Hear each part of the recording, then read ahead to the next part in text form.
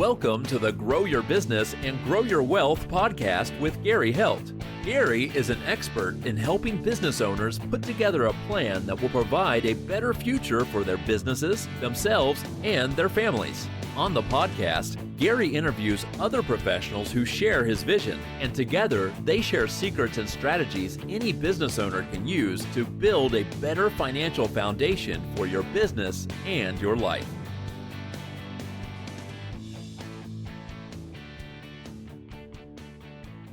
Hey, welcome back to the podcast. This week, my guest is Jeanne Omlor, and she is a business strategist, a seven-figure online business coach, and a certified servant leadership executive coach.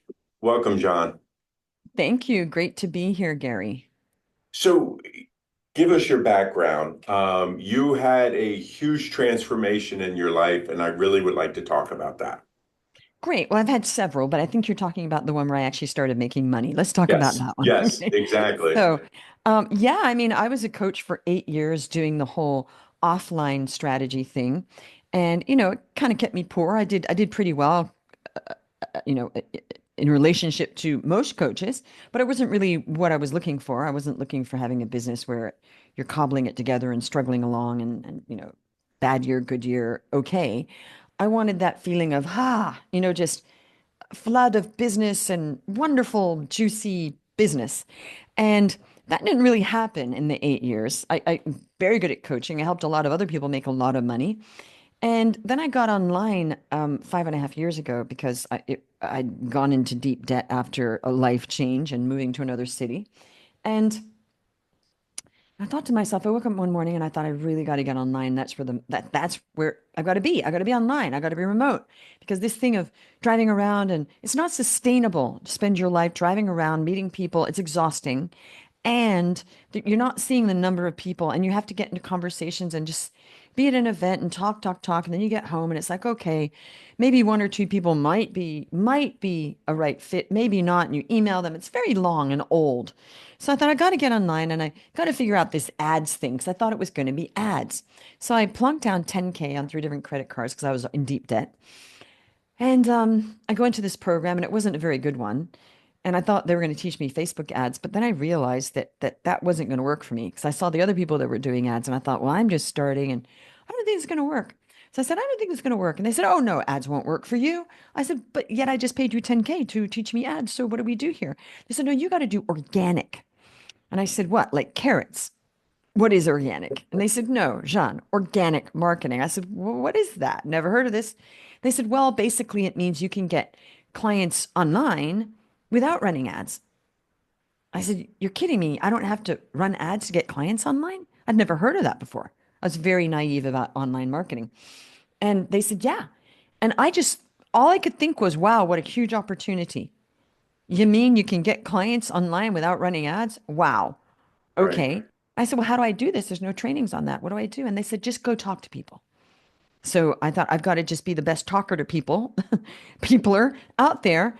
And I just started talking to people online, and I figured out a system, which is just human relationships, to get high ticket clients online. And I started getting clients, and people were asking me, how did you do that without ads? And I started getting more. And so I figured this out 5 months before COVID hit. By the time COVID hit, I already had it in place. And then I got more clients because everybody needed to be online. So I got online, and I love helping people. You were talking before that you love helping people. I'm the same. My thing is I'm emotionally connected to helping people to thrive, because most of my life I did not thrive. I was a starving artist type, and then been through stuff, and starving actress. And so thriving wasn't really the order of the day with me. And I thought, okay, because I'm emotionally connected to that, and I don't want people to go through what I went through, I want it to happen for them. So I'm very driven for that. It's not a sort of lukewarm kind of thing. So anyway, I got online and I got to $1 million in 17 months at about 92% profit. That's awesome. Which, you're an accountant, that's like most people making 4 million. Right. 25%, more or less. So that was great. And we've been building it for 5.5 years, and I have a very small team, and it's very sustainable and smallish. And it's not, since then I've tested about $90,000 worth of ads. They did not work, but hey, I'm here to tell the story that they don't work. And it's great because organic marketing still works. It's actually the only thing that still works because it's so simple. So that was the transformation. And it's not just about the money I've made, it's that we've helped about 500 coaches and consultants and certain service providers as well to thrive, to learn this, to become sustainable, to to have control over their business, to control over their lead generation and not just waiting around that there's so many business people just kind of waiting around and going to networking events and hoping people are going to refer them. And it's no way to live. So my thing is to get people out of that pain. So they're in that, ah, business, yeah, business. And then they're not thinking about their business on the weekends either. Because when you make money and it's successful, you actually are okay putting it aside on the weekends. You're getting life quality as well. So I'm just very, very grateful that I figured this out because I wasn't really happy. I was not really, I was anxious all the time. And even when I was with my kids, I wasn't really truly present. I tried, but I was always worried about the business. So that's what I'm really passionate about.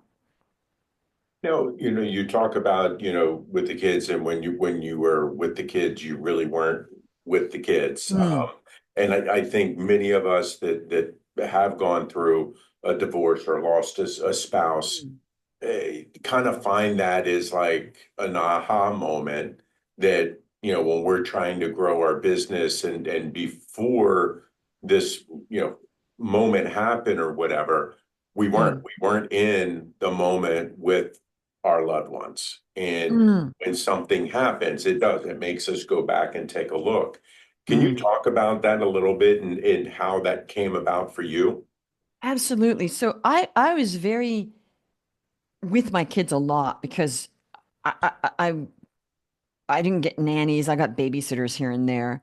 I did get a babysitter at one point to take them out for a few hours every day so I could do some work during an attachment parent. So I was homeschooling was more present than most moms, like most moms that work, I mean. Okay. Right. Um, because I was a stay-at-home mom, but I had a business. So and taking them to parks and stuff. And you know, you try to be present and it wasn't like I ignored my kids because I didn't, but there's always that mind space where you're just anxious. It's there the whole time and you'll put it out and you'll be present, but it's that niggling thing where you're not fulfilling your potential. And there's not a worse feeling in the world than that, really, because you're doing all the things, you're doing everything to be a good parent, and I'm not saying that parents that work aren't good parents. That's not what I'm saying, by the No, way. no, no, no. And I'm more with them than most parents are able to be. Okay, because I chose that path.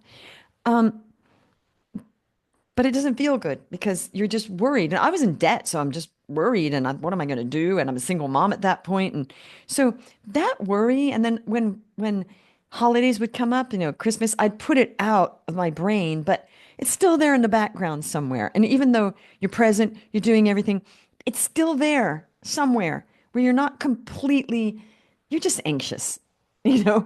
And I feel like if we could help people to get rid of that anxiety where they're not really having the success that they want, that they feel present, it's a gift. And again, I went through that for years. And it wasn't a happy place. And we were happy, but there's always that little thing, you know what I mean, that in the Right. background, somewhere over here. And, it's not like in your business, you're not going to have, it's good to have, a motivation, but I'm not scared anymore in my business. I'm not worried. I do really well. On the weekends, I don't think about my business now. Like I used to just think about it all the time. Now Sure. it's like weekends are weekends now, and maybe I'll answer something, but um, that was a big shift in the right direction that to get actual mind space. And I'll go away to events or things like I went away for a whole week and I wasn't worried about my business. Right. Um, so that took a while. That takes a while to get out of the habit too, the psychological habit. But isn't that happiness that you're doing really well? And then when you're with your loved ones, you're with your loved ones, and you're not worried all the time about paying the bills. Then when you want to take some time off, you can, and you're fully focused. I think that's true happiness is achieving stuff and not feeling like you could be doing better and when are you going to do better? I think you know what I mean, right? I Oh try to yeah. No, explain definitely. this I try to explain this so people don't feel alone in that. Yeah, I think most business owners have gone through that at some point in time in their life. And I think anybody that like I said, that has gone through a divorce or lost a spouse in some way in dealing with this, it's been difficult. Mm. In Well, going yeah. through it, how did you set these, I'm going to call them barriers up to help you not think about business while you were, with your kids or on vacation or whatever? Right. Well, first of all, it's not just people that have been through things, it's every business owner. Hmm. Through divorce or not, every single business owner goes through this. They're just, if you're married and kids, you're still having those anxious thoughts because you're the bills. Um, so I wouldn't say it's just people that have been through stuff. It's every business owner goes through this until they're a success. And then you want to be a bigger success, but at least you're paying the bills then. So it's not that horrible anxiety of being in debt and it's not working, right? So I just got to a point where I just said, okay, because I would take my kids on vacation and I would just say, it is what it is. And I'm going to have a really good time on this vacation. I just really have to stop thinking about things. So I would do that. And the problems are going to be there when I get back. So, and I would succeed and I would start to think about things. I'd be, nope, and I would be present. So I was successful at that. And then I'd come home and it'd be like, oh, okay. So I was successful because it's not worth, I'm very aware that time's passing and you're never going to get those moments back with your children. So I'm aware of that. I would think, okay, this is our vacation. Stop thinking about it. So I would. Um, for that, I could do that. But thinking about it all the time when I wasn't on vacation, I've got to fix this, got to fix it, got to fix it. All business people that are not very successful go through that. All business people. Because we want something. We started a business for a reason. And then for whatever reason, people don't know how to market. Most people don't know how to market. They're faking it, oh, how's it going? Oh, really great. But if you really got a truthful answer, they're dying. And they're so ashamed because they've been at it a while and they're still not making it. And I mean, I know you deal with this because you deal with business owners every day. And if people are really being honest, they're not where they want to be. And that is painful to be an accomplished person often very educated, but they can't crack the code on how to make the business work.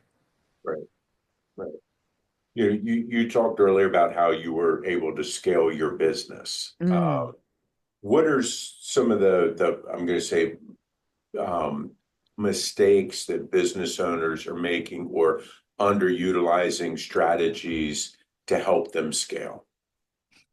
Um, well, first of all, they do not follow up properly. The lack of Yeah, by that. proper follow up. They meet somebody, the person says they're potentially interested, and they don't have a system, an SOP, standard operating procedure, or system in place to follow up. It's random. I follow up once, maybe. There is no, I've taught a lot of business people, not just coaches and consultants. And the one thing that all of them did not do properly was follow up. So they get a lead and they just let it go, or they'll call once. They didn't have a system. I'm going to follow up this many times on email. I'm going to text this many times, and I'm going to follow up until I get a yes or a no, or please get lost. Right, That, before I got online, was how I got most of my business, was following up properly. And people would say, Jeanne, if you hadn't followed up 10 times, I never would have hired you because I wanted to hire you, but I was busy. mhm, And I had a client for 6 years, and he told me that, the client that ended up staying for 6 years. He said, oh, you had me at hello when I met him in an event. He said, right, I knew I wanted to work with you, and I just didn't, I didn't hear from him, but he was really busy. I kept following up, and he said, thank you for following up because this would have fallen through the cracks because I am so busy. But yeah, you had me at hello. That's what right, he said. So he'd already decided to work with me. That was going on in his mind. And then he got really busy and traveling. And then because I kept following up, he said, wow, you're good at this. And yes, of course I want to do this. Anybody else would have assumed he wasn't interested.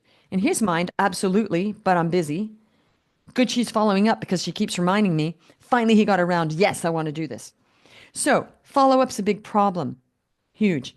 If we're talking about it in a business that could potentially get clients online, actually like yours, because you could get clients online as an accountant because it doesn't matter where they are. Right. There's something called organic social media marketing or social media organic marketing, which is a huge, enormous opportunity to get clients on LinkedIn or Instagram or YouTube or Facebook or X or even Google My Business page. Okay, there's many places, and I actually coach people on these. So not all of those, but three of those, because Instagram, Facebook, and LinkedIn, everybody can get clients on one of those at least, no matter what they do. So there's a huge opportunity that people are not really harnessing. They say, "Oh yeah, I'm on LinkedIn, but it's not working. I'm on LinkedIn and I sent a few," but that's like saying, I have a piano, but I'm not taking lessons. Well, Right. that's great. You have a piano, but do you know how to play a piece by Rachmaninoff because you got a coach or a teacher teaching you? No, but I have a piano. Okay, but can you play well? No, but I have a piano. It's like people that keep insisting they're on LinkedIn. Right. You get it? It's the difference between with a basketball and Michael Jordan with the basketball. Who's going to get the better results? Right. Hint, it's not me. So, so yeah, I mean, there's a lot of opportunity. Well, first of all, generally follow up. People don't do it properly. They're afraid to follow up. They're afraid, what are people going to think of me? The other thing is they're so afraid of what people are thinking of them. Fact is, they're not thinking anything of you because they don't know who you are because you're not following up. They have no idea who you are. So there's all this fear and all this saving face and what will people think of me? Who cares what they'll think of you? They'll think, wow, what a good person this is for following up. There's a lot of fear involved with businesses and a Mhm. lot of the ego of what will they think of me? They're not going to think I'm so professional. Who cares? Would you rather have clients than have that person think whatever it is that you think they're thinking? It's that whole, they think I'm thinking. Lose it. So the mindset's not there. The fear of people not seeing you as a certain status is keeping you from having a status in the first place at all. And then it's not harnessing the power of organic social media marketing. So those are some things people are missing. I'm sure there's a lot more. As you start working with these clients and you're helping them thrive, Mm, what are some of the mistakes that you see that they're making? You already talked about, the follow through and mhm, following up with people, but mm. what are some of the other mistakes that you see them making that you're helping them correct? Okay, I want to just make a distinction between follow up and follow through because they are two different things. And I used to actually lecture on this. I used to do talks on this.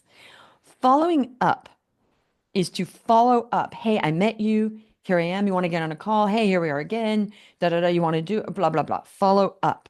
Follow through is something that after you have a client, following through on your promises of service. That's follow through. And people mix these up all the time. So say you hire me because I followed up, and then you say, "Hey, Jeanne, I want to do it," and you pay me, but then I don't deliver the services. That's not follow through. Two different things. Mhm. Okay, so then they do fail on the follow through. They do not give people what they promise that people are paying for. It's a service. So that's a problem too, is that people get clients and then they do not follow through on the promise. Like if somebody hires you, hey, we're going to do your tax return, and you don't do it. You didn't follow through on what they paid for. That's the follow through. Okay, so what the mistakes? Yeah, I mean, mistakes are not doing what they should be doing as far as marketing because they're so worried about what people think of them. And I don't know where this vast, drastic fear came from, but it's keeping people stuck all day long. And it's also not doing the reps. So, not doing the number of repetitions that people need to get the metrics on numbers. You can't get clients if you do something once. So it's this thing of oh, I'm going to do that once or twice, and if it doesn't work, it doesn't work. Again, let's go back to piano playing. Y'all can't get good at playing piano if you don't practice a lot. So there's a numbers piece missing as well, as far as, you know, it's a numbers game also, as well as a skills game, because reaching out is skillful, but you have to do it more than once. So I think it's that lack of realism on just doing a system and doing it and doing it and getting the numbers, and then you start to get good at it. What have I not asked you that you wish I had? Um, Let me see. It's hard. You asked some good questions here. Um, how has success changed my life? Okay. So tell us. Well, it's interesting because it's changed my life in that I am much less stressed about finances. I feel freer, and it's a beautiful life because I don't wake up worried about basic stuff like paying my bills, and that is priceless. That's priceless. However, have the same friends. Okay, I've made new friends, and my rapport with my friends hasn't changed a bit.